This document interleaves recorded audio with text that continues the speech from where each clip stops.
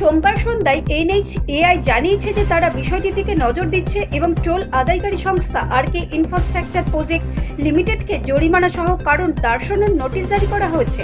একজন যাত্রী অভিযোগ করেছেন যে প্লাজার কর্মীরা তাদের সাথে দুর্ব্যবহার করেছেন এবং সোমবার সোশ্যাল মিডিয়ায় এই ঘটনার একটি ভিডিও পোস্ট করেছেন, যার পরে ভারতের জাতীয় মহাসড়ক কর্তৃপক্ষ এনএইচএআই গুরুগ্রাম সোহানা মহাসড়কের খামরোজ টোল আদায়কারী সংস্থা 1 লক্ষ টাকার জরিমানা করেছে।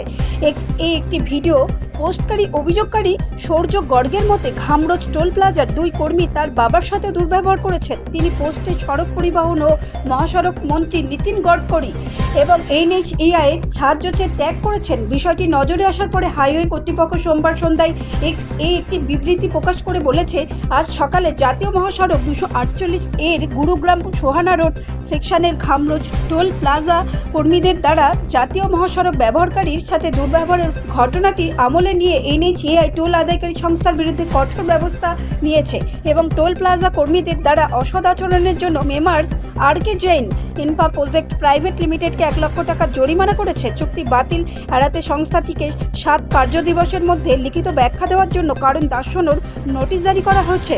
ব্যুরো রিপোর্ট, রাষ্ট্রীয় প্রসার বাংলা।